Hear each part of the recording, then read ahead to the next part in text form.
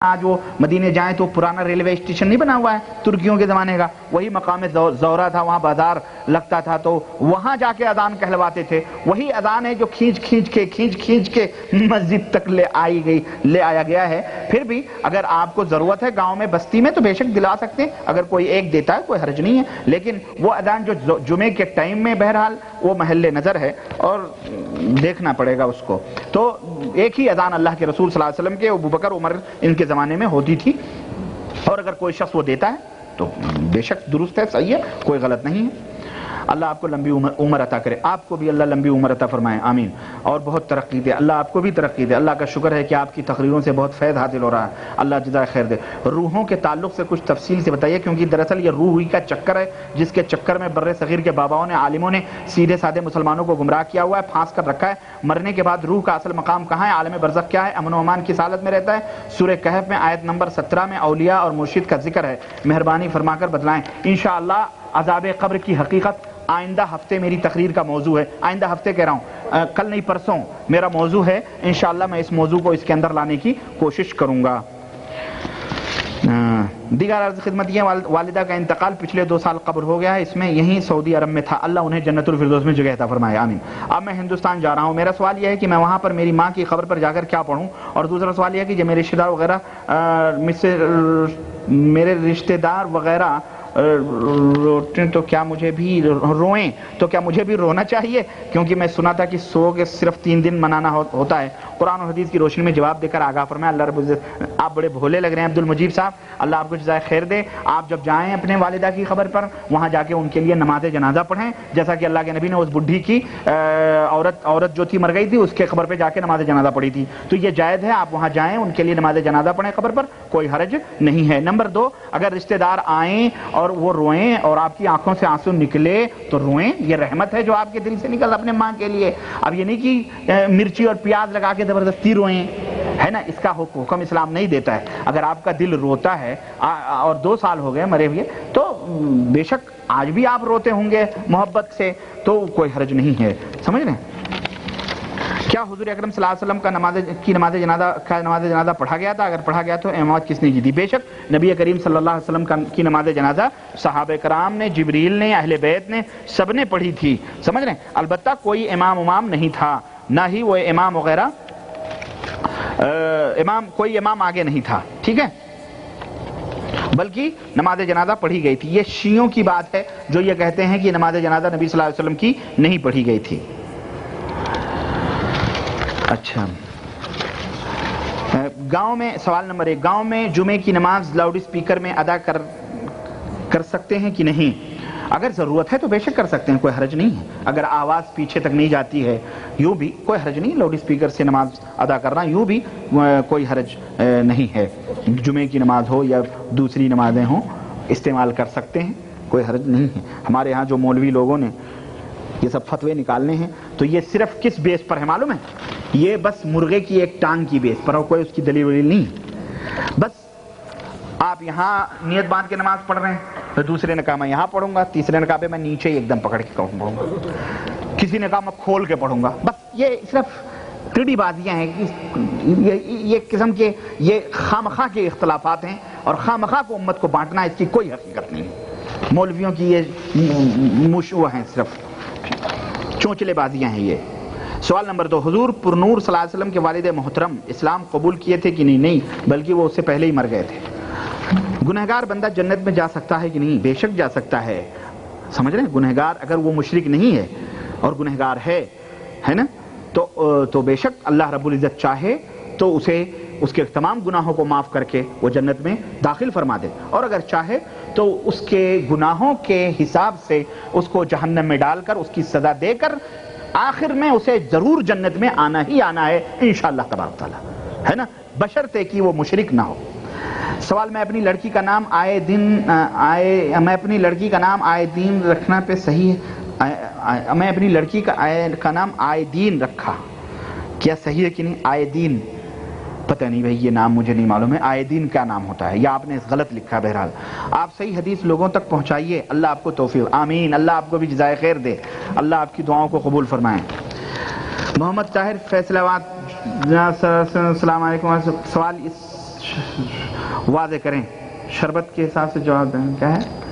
کیا ٹیلی فون پر طلاق کے 3 بار الفاظ زبان سے اقرار کرنے سے عورت کو طلاق ہو سکتی ہے؟ بے شک ہو سکتی ہے. آپ اگر طلاق دیتے ہیں 3 دفعہ نہیں 1 دفعہ ہی دے دیں ٹیلی فون پہ تو بے شک اس کو 1 طلاق پڑ جائے گی. اس کو ٹیلی فون پر نکاح پڑھایا جا سکتا ہے اگر آپ کو پتا ہے کہ ادھر نکاح پڑھانے والے آپ کی آواز اور وہ آواز سے متعارف ہیں، جانتے ہیں، اور لڑکی کو بھی آپ جانتے ہیں، پہچانتے ہیں اور وہ اس کی آواز بھی جانتے ہیں تو بے شک کوئی حرج نہیں ہے، جائز ہے، ہو جاتا ہے. اچھا، تاکہ امت مسلمہ کے اندر یہ اختلاف کو مٹایا جا سکے. اللہ آپ کو جزائے خیر دے. یہ کوئی اختلاف کی بات نہیں ہے، یہ سب مانتے ہیں، سمجھ رہے ہیں. اچھا محترم، اللہ آپ کو خوش رکھے، آمین. اللہ آپ کے نام کو آگے بڑھائے، ہمارے نام کو نہ آگے بڑھائے، اللہ اپنے دین کو آگے بڑھائے، آمین. ہمارا نام کچھ کوئی حیثیت نہیں، اللہ اپنے نام کو بلند فرمائے. یہ دعا کرو. ہمارا نام کیا ہے؟ اللہ کا نام بلند ہوگا تو اس کے بدلے ہم بھی بلند ہوتے رہیں گے، اور اللہ کا نام اگر بلند نہیں ہوگا تو ہم ذلیل اور رسوا ہوتے رہیں گے. یاد رکھو، ہماری کوئی فائدہ نہیں ہے. میرا سوال یہ ہے کہ آپ کے دروس میں اچھا جو ویڈیو بن رہی ہے اس کا کیا حکم ہے؟ کیا میں اسے گھر لے جا کر بیوی بچوں کو دکھا سکتا ہوں؟ بے شک دینی کام کے لیے ویڈیو کیسٹیں استعمال کرنا جائز ہے، اور یہ دین کے وسائل اور ذرائع میں سے ایک ذریعہ ہے، اس میں کوئی حرج نہیں. جناب میراج بھائی صاحب السلام علیکم. آپ کو ہمارے شہر ریاض آنے پر بہت زیادہ خوشی ہوئی ہے. پتہ نہیں عید کچھ معلوم ہوتی ہے. آپ کی تشریف لانے آپ کا بہت بہت زیادہ منو مشکور ہوں. آپ نے اپنا قیمتی وقت دے کر ہم سب کو آپ حضرات سے میری ہمارا گزارش نماز ہے کہ برائے مہربانی جمعرات جمعے کو تقریر تھوڑی زیادہ وقت تک کریں، اس لیے کہ جمعرات اور جمعہ ہماری چھٹی کا دن ہوتا ہے، اس وجہ سے زیادہ زحمت دینا چاہتا ہوں. پتہ نہیں اگلی ملاقات اس دنیا میں ہو یا نہ ہو. ویسے تو آپ کی کیسٹ وغیرہ سنتے رہتے ہیں مگر محفل اور سامنے کچھ اور ہی بات ہوتی ہے اور آپ کی تقریر سے دل نہیں بھرتا. دین کی باتوں میں کچھ اللہ آپ کو جزائے خیر دے بھائی، ہے نا. آپ کا ایک چھوٹا بھائی شیطان کی اذان کے عنوان پر کبھی ایک تقریر کرنا بہت ضروری ہے. آپ کو شیطان کی آواز کافی سنائی دیتی ہے کیا؟ اڑوس پڑوس میں میں یہ نہیں کہتا آپ ہی سن رہے ہو، ہے نا، لیکن انشاءاللہ ضرور موقع ملا تو ضرور. اچھا سوال نمبر 1، خدا کے الفاظ کیسی حدیث میں آیا ہے یا نہیں؟ اگر نہیں آیا ہے تو خدا حافظ خدا کے رسول کیوں لکھا جاتا ہے؟ یہ بول دیکھیں، یہ اصل میں یہ خدا کا لفظ آپ یہ کہہ سکتے ہو یقیناً قرآن اور حدیث میں کہیں نہیں آیا ہے، لیکن یہ خدا کا جو لفظ ہے آپ اسے ایک مکمل حرام نہیں کہہ سکتے، بلکہ یوں کہیں کہ آپ اللہ ہی بولیں تو زیادہ بہتر ہے، کیونکہ اللہ کے پیارے پیارے نام ہیں یہ. البتہ جب ہم خدا کہتے ہیں تو ہمارے ماحول میں اللہ ہی مراد ہوتا ہے، سمجھ رہے ہیں؟ تو میں سمجھتا ہوں کہ یہ اس طرح سے کوئی حرج اس میں نہیں ہے، تب آپ پرہیز کرنا چاہیے. اس دنیا میں سب سے بڑا دولت مند کون ہے، اور سب سے بڑا غریب کون ہے، اور سب سے بڑا طاقتور کون ہے، اور سب سے بڑا کمزور کون ہے؟ کتاب و سنت سے رہنمائی. اس دنیا میں سب سے بڑا دولت مند وہ آدمی ہے جسے اللہ تبارک و تعالیٰ نے صحیح ایمان اور عقیدہ عطا فرمایا ہے، وہ سب سے بڑا دولت مند ہے. اور سب سے بڑا غریب اور مسکین وہ ہے جو ایمان اور عقیدے سے محروم ہے، صحیح ایمان اور عقیدے سے محروم ہے، وہ سب سے بڑا غریب اور مسکین ہے. اور سب سے بڑا طاقتور وہ ہے جو اپنے غصے کے اوپر کنٹرول کرنے والا ہے، جو اپنے غصے کے اوپر قابو پانے والا ہے، وہ سب سے بڑا طاقتور ہے. اور سب سے بڑا کمزور وہ ہے جو اپنے غصے پہ کنٹرول نہ کرے اور لوگوں سے لڑتا پھرے اور غصے میں بالکل بے قابو ہو جائے، وہ سب سے بڑا کمزور ہے. سوال نمبر 3، ایک کمپنی میں ٹیلی فون پر کام کرتے ہیں، باہر سے فون آتا ہے کمیٹی بھی مدیر کا، تو وہ بولتے ہیں کہ بولو کہ وہ یہاں پر اس وقت نہیں ہے، جبکہ وہ مکتب ہی میں ہوتا ہے. جبکہ ہم مدیر سے بولتے ہیں کہ ہم جھوٹ نہیں بولنا چاہتے. اس پر وہ بولتا ہے کہ کوئی مشکل نہیں، جواب ہمیں دینا پڑے گا. کیا اس جھوٹ کے لیے ہم بھی پکڑے جائیں گے؟ ہماری رہنمائی فرمائیے. اگر باہر والے کو بولتا ہوں کہ وہ یہی نہیں ہے تو مگر بات نہیں کرنا چاہتا تو یہ بھی جھوٹ ہے. اس لیے ایک پوچھنے والا ایک سوال کرنے والا دونوں طرف سے جھوٹ ہوتا. اب میں کیا کروں؟ آپ جو ہے نا، میں آپ کو ایک طریقہ بتلاتا ہوں. اگر ایسی بات ہے نا تو جو پوچھنے والا پوچھتا ہے مدیر ہے کہ نہیں ہے نا، تو اس کو بولو دیکھتا ہوں اور ٹیلی فون رکھ دو، بات ہی ختم. پھر کرے پھر بولو دیکھتا ہوں، 2-4 دفعہ خود ہی تنگ ہو جائے گا وہ. آپ نہ جھوٹ بول رہے ہیں اور نہ ہی اس کو بتا رہے. ٹھیک ہے، یہی طریقہ اچھا ہے. آپ بھی بچ جائیں گے، سانپ بھی مر جائے گا، لاٹھی بھی نہیں ٹوٹے گا. ورنہ آپ کیا کریں گے بھائی؟ ہوتا ہے بھائی، باپ گھر میں سویا رہتا ہے اور دروازے پہ وہ ہوتی ہے، کیا کہتے ہیں، بیل ہوتی ہے، تو وہ بیٹے سے کہتا بول دو بیٹی نہیں ہے. تو وہ تو ہم اپنے گھر میں بھی کر لیتے ہیں، یہ بھی جھوٹ ہے بہرحال. اگر آپ کو نہیں ملنا ہے ٹیلی فون انگیز کر دیجئے. مثلاً آج دوپہر کو لوگ واللہ 1:30-2 بجے ٹیلی فون کر دیتے ہیں، حالانکہ وہ آرام کا وقت ہوتا ہے، سونے کا وقت ہوتا ہے. لوگ سوچتے نہیں. میں نے آج ٹیلی فون کا وائر ہی نکال دیا تھا، میں عصر تک سوتا رہا مست، بالکل کوئی ٹیلی فون نہیں آیا. اب یہ بھی مسئلہ ہوتا ہے، کیا کریں؟ اچھا تو یہ ایک طریقہ ہے میرے بھائی، اس طرح سے آپ اس کو اپنائیں اور گناہ سے بچ جائیں. چلیں 2-4 اور سوالات ہیں، میں اپنی بات ختم کروں. میرے ایک دوست ایک مسئلہ ہے جو وضاحت کے ساتھ بیان فرمائے. ہمارا دوست جب چھوٹا تھا تبھی ماں باپ کے درمیان اختلاف ہو گیا. اختلاف کی وجہ سے بچپن میں اچھی تربیت نہیں ہو پائی اور حالات کا مارا ادھر ادھر پھرتا رہا. پھر عمر تقریباً 20 سال کی ہو گئی تو اس نے ایک شیعہ لڑکی سے شادی کر لی. اس شیعہ لڑکی نے بہت ساتھ دیا ہر طرح سے یہاں تک وقت آ گیا کہ ہمارا دوست سعودیہ عرب آ گیا. پھر جب 3 سال کے بعد واپس گیا تو ماں باپ نے دوسری شادی کر دی. نیز ہمارے دوست نے دوسری بیوی کے گھر والوں سے یہ وعدہ بھی کیا کہ میں سعودیہ عرب جا کر پرانی والی بیوی کو طلاق دے دوں گا. کیا پرانی بیوی کو طلاق ہو گئی یا نہیں؟ دوسری بات یہ ہے کہ تو پہلی بات یہ ہے کہ گھر والوں سے وعدہ کیا کہ میں سعودیہ جا کر پرانی والی کو طلاق دے دوں گا. کیا پرانی والی کو طلاق ہو گئی یا نہیں؟ آپ نے دی ہے جب تو ہوگی، نہیں دی ہے تو کیسے ہو گئی؟ سمجھ رہے ہیں؟ دوسری بات یہ ہے کہ دوست کے ماں باپ اور دوست سب کی راضی برازی شادی ہوئی ہے. اب وہ کہہ رہا ہے کہ ہمارے ماں باپ نے دعا تعویذ کر کے ہماری شادی کروائی. میں نے یہ شادی اماں ابا کے کہنے پر کی، اپنی مرضی سے نہیں کیے. اس کے بارے میں وضاحت فرما دیجیے کہ اللہ تعالیٰ کا حکم کیا ہے. تیسری بات یہ ہے کہ شیعہ لڑکی سے جب شادی ہوئی تھی تب اس نے کلمہ پڑھا تھا. نکاح ایک درگاہی مولوی نے پڑھایا تھا. میرے دوست کا کہنا ہے کہ اس نے کلمہ پڑھا، وہ مسلمان ہوگی. بعد میں وہ کیا کرتی ہے میں نہیں جانتا. جب میں چھٹی پر گیا تو دوست کے گھر جا کر دوست کی شیعہ بیوی سے ملا اور دین محمدی کی دعوت دی تو اس نے یہ جواب دیا. اس نے کہا آپ اپنا طریقہ اور روزہ نماز کرتے رہے، ہم اپنا طریقہ نماز کرتے رہے، ہم تمہارا طریقہ نہیں مانتے. کیا وہ ایمان والی ہے؟ کیا ہمارا دوست اس سے مباشرت کر سکتا ہے؟ صاف صاف بیان فرما دیجئے. نہیں، یہ ایسی عورت جو کافر ہے، یہ شیعہ جو ہے، جو ان کا ایمان اور عقیدہ اہل سنت و ایمان عقیدے سے خلاف ہے، اس لیے وہ کافر لوگ ہیں. ان سے شادی بیاہ کرنا جائز نہیں ہے اور نہ ہی ایسی لڑکی سے ہم بستری کرنا جائز ہے. البتہ وہ کلمہ پڑھ لے تو آپ کی بیوی ہو جاتی ہے، ورنہ وہ آپ کی بیوی ہرگز نہیں ہے. واضح رہے کہ پرانی بیوی سے وعدہ کر چکے ہیں کہ میں تم کو طلاق نہیں دوں گا. فی الحال دونوں کو خرچ دے رہے ہیں تو تم مجھ سے کسی ایک کو ہٹانے کا مطلب. ارے بھائی اگر دوسری راضی ہے اور مسلمان ہو رہی ہے تو کیوں دوسری کو ہٹانے کے چکر میں ہو؟ دونوں کو رکھو. دونوں تو یوں بھی خرچہ لے رہی ہیں تم سے، ظلم کچھ نہیں ہوگا. اگر وہ آپ کے ایمان اور عقیدے کو تسلیم کر رہی ہے تو ٹھیک ہے، نہیں تسلیم کر رہی ہے فخلوا سبیلا، اس کے راستے کو چھوڑ دو، اس کو طلاق دے دو. خواہ پیسے نہ برباد کرو. اور جو اہل سنت والجماعت کی لڑکی ہے اس کے ساتھ رہو. جناب میرا سوال یہ ہے کہ پتہ نہیں کیا ہندو کشمیر گئے تھے تو وہاں کچھ لوگوں نے ہندوؤں کو مار ڈالا. اس کے بعد ہمارے علاقے کی صورت ہندوؤں نے مسلمانوں پر ظلم شروع کر دیا. 2 عدد مسجدیں جلا دیں اور کافی جھگڑا بھی ہوا. ایک اور واقعہ، جھگڑے کے بعد میرا ایک دوست اپنی بیوی کو سسرال لے کر آ رہا تھا تو راستے میں ہندوؤں کا علاقہ پڑتا ہے. ہندوؤں نے میرے دوست کو پکڑ لیا اور رام رام کہنے پر مجبور کیا تو میرے دوست نے جان کے ڈر سے رام رام کہہ دیا. تو کیا وہ دائرہ اسلام سے خارج ہو گیا یا مسلمان ہی کہلائے گا؟ اور آئندہ بھی ایسا واقعہ ہونے پر ہم کیا کریں؟ رام رام کہہ دیں یا مرنے کو ترجیح دے دیں؟ ہمیں جواب سے آگاہی کریں. دیکھیں، اگر اس طرح کی کوئی بات ہے کہ آپ کو کفر کرنے پر مجبور کیا جا رہا ہے، غور سے سنیں اس بات کو، اور جان نہیں بچ رہی ہے اور آپ کا دل ایمان پر مطمئن ہے تو اللہ تعالیٰ نے فرمایا کہ زبان سے کلمہ کفر نکالنے میں کوئی حرج نہیں.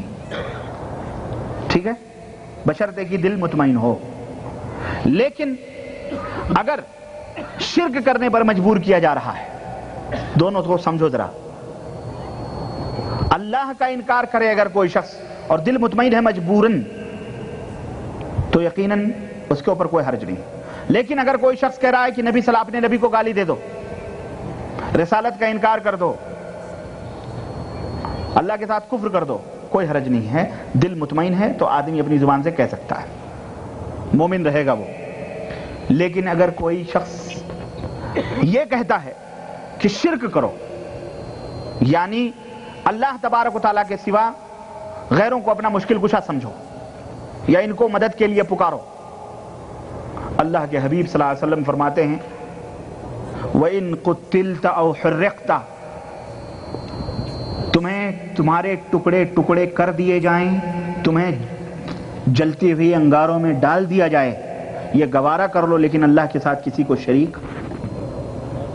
بات نقطے کی ہے اور بڑی مختصر سی ہے، اس کو سمجھو. سمجھ آئی کہ نہیں آئی؟ حضرت خبیب اور دوسرے صحابہ کرام جو مکے میں تھے اللہ کے نبی کے پاس آئے کہ اللہ کے نبی رونے لگے. کہنے کیوں روتے ہو؟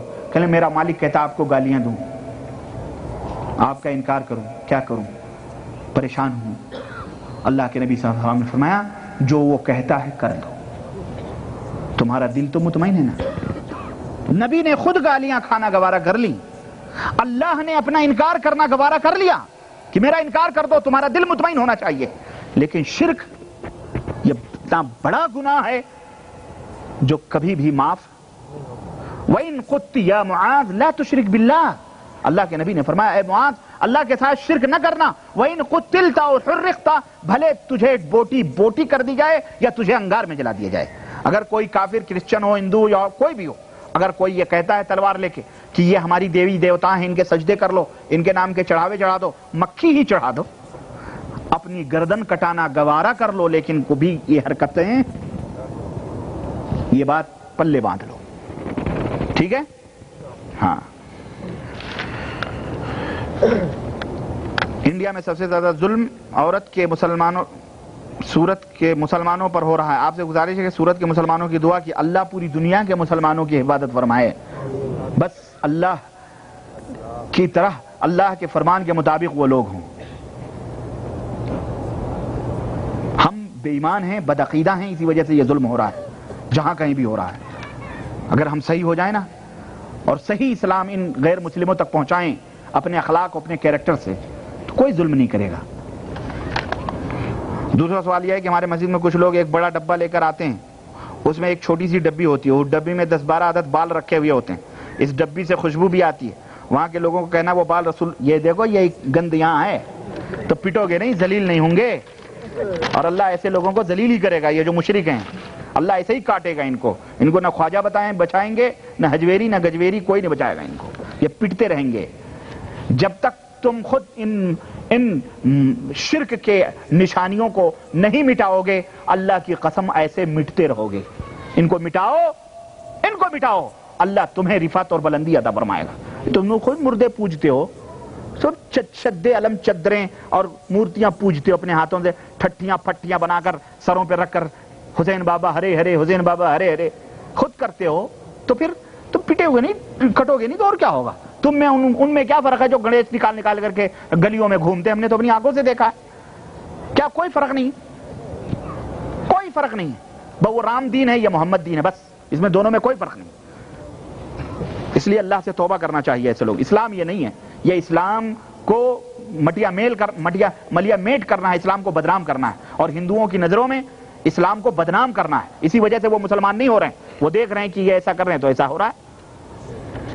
اگر بینک میں روپے آئے تو بینک والے ان روپیوں کے عوض انٹرسٹ دیتے ہیں. ان روپیوں سے بچوں کی تعلیم دے سکتے ہیں کہ نہیں دے سکتے ہیں. آپ اس روپے کو نکال لیں اور ایک غریب کو بغیر کسی نیت ثواب کے دے دیجئے. میرا اپنا ذاتی کاروبار ہے اور ہمارے پاس گاہک آتے ہیں اور مجھ سے فتویٰ بنواتے ہیں، فاتورہ بنواتے ہیں جس کی قیمت کم ہوتی ہے اور وہ ہم سے زیادہ لکھواتے ہیں، جبکہ ہم منع کرتے ہیں کہ ہم ایسا نہیں لکھ سکتے. پھر بھی وہ میرے پاس ہی آتے ہیں اور منع کرنے پر وہ کہتے ہیں کہ فاتورہ ہم کو دے دو، ہم خود لکھ لیں گے. کیا یہ درست ہے؟ یہ دھوکہ دینا ہے بھائی. ومن غش فلیس منا، اللہ کے نبی نے فرمایا ہے جو غش کرے، دھوکہ دے، وہ ہم میں سے نہیں ہے. آپ سے گزارش ہے کہ آپ قرآن حدیث سے یہ ثابت کریں کہ اگر کوئی شخص اپنے کسی دوست کے گھر پہ جائے تو دوست کی بیوی کو سلام کر سکتے ہیں جبکہ وہ پردے کی حالت. بے شک کر سکتے ہیں.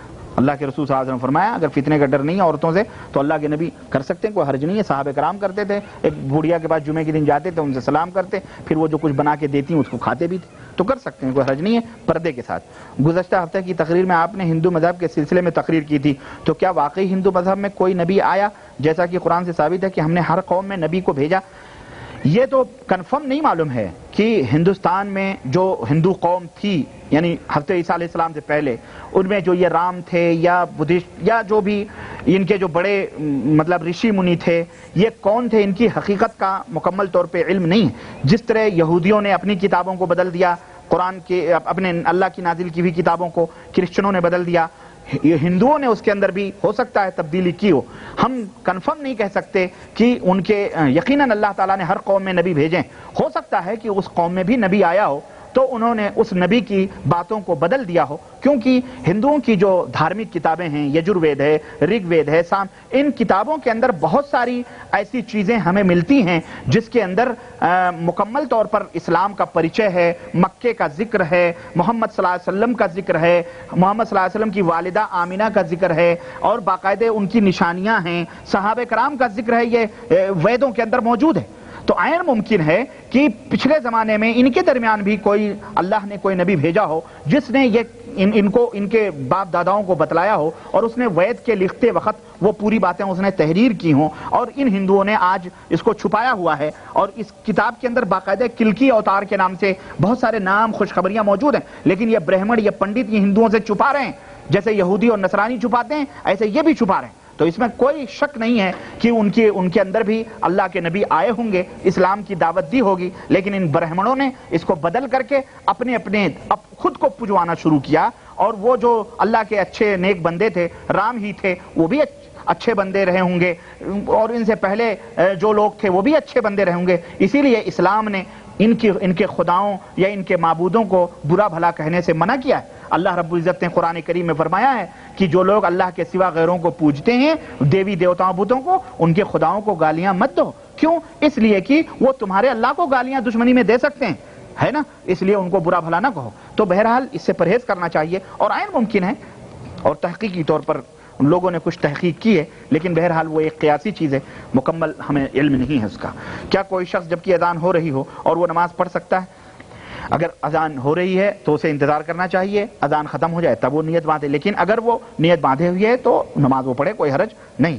اور اذان کے وقت حمام میں جا سکتے ہیں, تھوڑا اذان کے جوابات دے لیں کیونکہ یہ سنت ہے, لیکن اگر کوئی چلا گیا تو کوئی حرج نہیں ہے نا, لیکن اذان انتظار کر لے تاکہ اس کے جوابات دے لے وہ. اچھا, 2-3 اور ہیں. جناب محترم, علامہ میں نہیں ہوں, یہ فالتو باتیں ہیں, ہے نا, یہ سب چیزیں نہ لکھا کریں. میرا نام معراج ربانی ہے, مجھے معراج ربانی کہیں, اور یہ علامہ فلانا بھائی میں اسے پرہیز کرتا ہوں, اللہ مجھے اس سے محفوظ رکھے, آمین.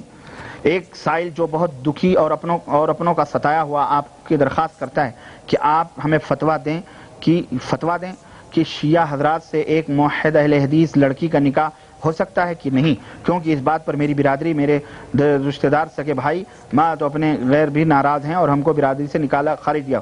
ایک شیعہ لڑکی معاہدہ اہل حدیث لڑکی کا نکاح نہیں ہو سکتا بھائی, شیعہ کافر ہوتے ہیں, ان سے کیسے نکاح ہو سکتا ہے؟ کسی مسلمان کا نکاح ان سے نہیں ہو سکتا ہے, وہ برادری سے نکال دیں, وہ جاہل ہیں جو ایسی حرکتیں کر رہے ہیں. میں نے عرض کیا اللہ تعالیٰ قرآن پاک میں حکم فرماتا ہے کہ مشرکوں سے نکاح نہ کرو جب تک ایمان لائیں, اور اس لیے شیعہ تو اس بدترین کافر ہیں, اس لیے نکاح ہوتا ہے کہ کیا کریں. بہرحال من جملہ, اور ایک دیوبند عالم کے پاس ہم گئے تھے, اس نے ہمارے معاملے کی کھل کر فتویٰ نہ دیا اور الجھایا کہ ہم آپ کو یہ لکھ کر نہیں دیں گے کہ الف راب کے ساتھ نکاح نہیں ہوتا ہے. بہرحال ہم نے بالکل انکار کیا اور معاملہ ابھی تک الجھا ہوا ہے. اللہ آپ کو بھائی الجھا کچھ نہیں ہے, سیدھی سی بات ہے, ایسے لوگوں سے نکاح حرام ہے. اپنی بیٹی کا اگر وہ اہل حدیث ہے تو وہ نہیں دے سکتا ہے, کسی بدعتی کسی مشرک بدعقیدہ کے یہاں کرنا حرام ہے.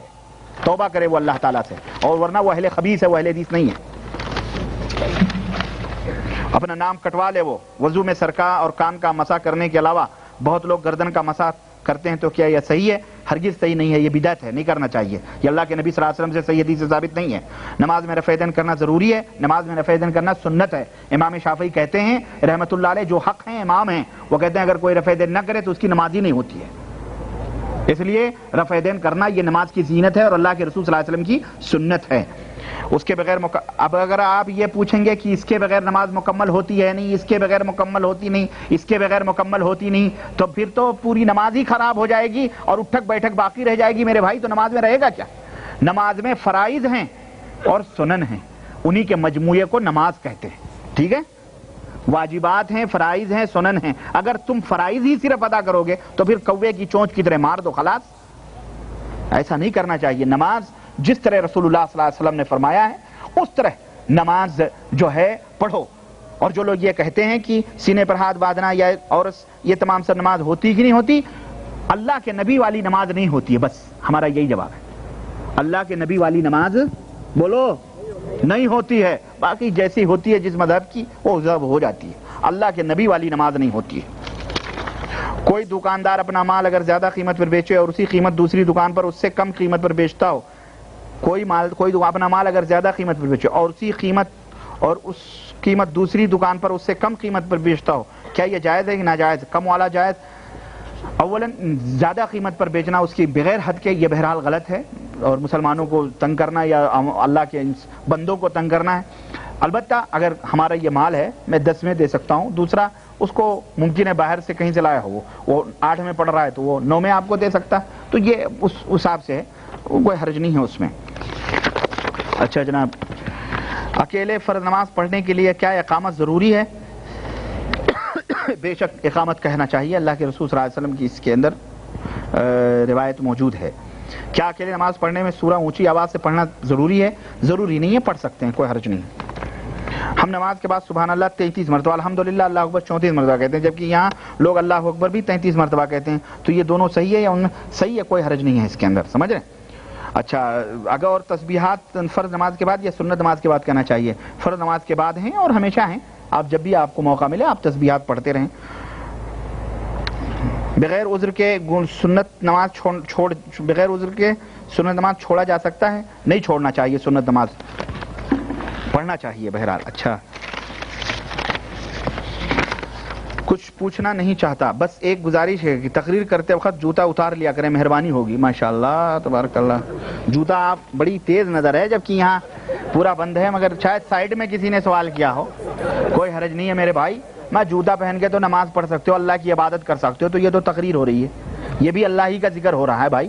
تو نماز جب پڑھنا اللہ کے حضور حاضر ہو کر کے جوتا پہننا، یہ اگر پاک و صاف ہے افضل ہے بھائی۔ اللہ کے نبی صلی اللہ علیہ وسلم یہودیوں کی مخالفت کرو اور جوتے پہن کے نماز پڑھو، تو حرج کوئی حرج نہیں۔ یہ میرا خیال ہے آپ کو لا علمی ہے، اللہ آپ کو جزائے خیر دے، ہے نا؟ تو جوتا پہن کے جب نماز جائز ہے تو تقریر کرنا کیوں نہیں جائز ہے؟ سمجھ آئی کہ نہیں آئی؟ ہاں۔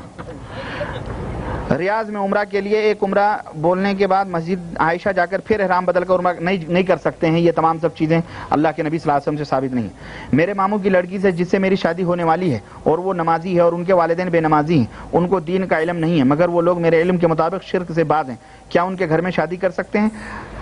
بے شک کر لیجئے، اور ہو سکتا ہے آپ کی وجہ سے ان کے والدین بھی نماز پڑھنے لگیں۔ یہ تو پورے معاشرے کی ہمارے ہندوستان پاکستان میں برائی چل رہی ہے، اور اللہ ہمارے معاشرے کو پاک و صاف کرے اور اللہ نمازی بنائے سب کو، ہم سمجھ رہے ہیں؟ تو آپ جو ہے آم توڑ لیجئے، پیڑ نہ گنیے، ہے نا؟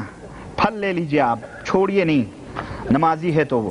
آپ وضاحت سے فرمائیں کہ کیا ان 4 اماموں سے پہلے بھی کوئی امام تھے، اور یہ چاروں امام کو امام کس نے بنایا، اور یہ لوگ کیا پیدائشی امام تھے یا بعد میں؟ میرے بھائی، ان 4 امام سے پہلے بہت سارے ائمہ گزرے ہیں، اور ان سے پہلے حضرت محمد الرسول اللہ صلی اللہ علیہ وسلم ہمارے امام تھے، اور تمام مومنوں کے امام آج بھی امام ہیں، سمجھ رہے ہیں؟ اور یہ 4 امام کو کس نے امام بنایا؟ یہ 400 برس کے بعد لوگوں نے امام بنایا ہوا ہے نا؟ اور لوگوں نے، اور وہ تھے بھی امام تھے، بے شک وہ ایک ہی نہیں تھے، کئی تھے بیچارے، لیکن انہوں نے کبھی دعویٰ نہیں کیا کہ میں اس کا امام ہوں، اس کا امام ہوں، لوگوں نے یہ بنا لیے اپنے اپنے مطلب کے۔ اچھا، یہ پیدائشی امام وغیرہ نہیں تھے، بلکہ جو ہے اللہ نے ان کو علم دیا اور انہوں نے علم حاصل کیا، اپنے علم کی بیس پر اللہ کے دین کی انہوں نے خدمت کی، تو یہ دین کے خادم تھے۔ اللہ آپ کو جزائے خیر دے۔ ایک پرچہ ہے، میں اس کو جلدی سے پورا کر کے آخری ہے یہ، سمجھ رہے ہیں؟ آپ نے دین کا کام بہت کیا ہے جس سے مسلمانوں کو بہت فائدہ ہوا، اللہ تعالیٰ نے آپ سے دین کام اچھے طریقے سے لیا اور لیتا رہے، آمین۔ گزارش آپ سے یہ ہے کہ اسلام کو تو آپ سے بہت فائدہ ہوا، لیکن عوام کو ہم چاہتے ہیں اور کوئی فائدہ دیں۔ فلسطین میں کافی ہمارے بچے شہید ہو گئے، ہم چاہتے ہیں آپ اور شادی کریں، اللہ آپ کو جزائے خیر دے، اور مشورہ دینے والوں کو بھی اللہ توفیق دے، تاکہ ہماری عوام زیادہ ہو اور کافروں سے۔ اب میرے اکیلے شادی کرنے سے آپ زیادہ ہو جائیں گے؟ مل جل کر کے کرو بھائی، یہ بیڑا مل جل کر کے اٹھاؤ، عوام زیادہ سے زیادہ، سمجھ رہے ہیں؟ تاکہ ہم مقابلہ کریں۔ میرے گھر میں ایک رشتہ دار رشتہ دینے کے لیے آیا، ہمیں دیکھا اور اپنی لڑکی دکھانے کے لیے ہمارے سارے گھر والے اپنے گھر بلایا اور مجھے بھی ساتھ بلا لیا۔ جب میں ان کے گھر پہنچا تو مجھے 2 لڑکیاں دکھائیں جو رشتے میں چچا زاد بہنیں، ان میں سے ایک طلاق شدہ ہے اور ایک کنواری ہے، اور زور دیے دونوں ایک ساتھ شادی کر لو۔ اللہ اکبر، کیا خوش نصیبی ہے آپ کی۔ ہم نے اس وقت سوچا کل ہی شادی ہو جائے، لیکن 1 ماہ کا وقت دیا گیا۔ اس وقت میری کمپنی نے مجھے بلا لیا، میں واپس چلا آیا۔ کمپنی مجھے شادی کرنے کے لیے پھر چھٹی دے رہی ہے، 2 ویزے بھی دے رہی ہے۔ اللہ، یہ برکت دیکھو، ابھی آپ نے کی نہیں، اللہ کی روزیاں کیسے آ رہی ہیں۔ وَمَن يَتَّقِ اللَّهَ يَجْعَل لَّهُ مَخْرَجًا، یہ ہے سب سے بڑی دلیل۔ اور اللہ نے جو فرمایا ہے کہ يَكُونُوا فُقَرَاءَ يُغْنِهُمُ اللَّهُ، اگر وہ فقیر ہوں گے تو اللہ انہیں مالدار بنا دے گا. یہاں تو ایک کر کے ترس رہے ہیں بلانے کے لیے, یہاں ابھی ہوئی نہیں, نیت آپ نے کر لی, دو مل رہی ہیں, ویزے بھی مل رہے ہیں. اللہ آپ کو توفیق عطا فرمائے, اللہ آپ کو برکت دے, اور آپ جیسی قسمت اللہ ہم کو بھی عطا فرمائے اور سب کو عطا فرمائے, آمین. آپ بتائیں کہ ایک ساتھ 2 نکاح ہو سکتے, میں 4 ہو سکتے ہیں, میں آپ 2 کے چکر میں ہو, بے شک کر سکتے ہیں. اگر ہو سکتے ہیں تو سب سے پہلے کس کے ساتھ رات گزارنی ہے, بانٹ لو, اسی میں راضی برضا کر لو. جو کنواری ہے اس کے ساتھ پہلے گزار لو, اور جو اس کی طلاق ہوئی ہے اس کو بولو تو صبر کر لے بھائی تھوڑا سا. اور اگر ایسا ہے تو ایک 2 دن ٹھہر کے نکاح کر لو, سمجھ رہے ہیں. اللہ آپ کو جزائے خیر عطا فرمائے, اور اللہ تعالی ہم سب کو صراط مستقیم پہ چلائے, آمین یا رب العالمین. وصلی اللہ علی نبینا محمد وعلی آلہ وصحبہ اجمعین. ابو محمد کہہ رہے ہیں تمہاری بیوی بھی بیٹھی سن رہی ہے. اللہ جزائے خیر دے.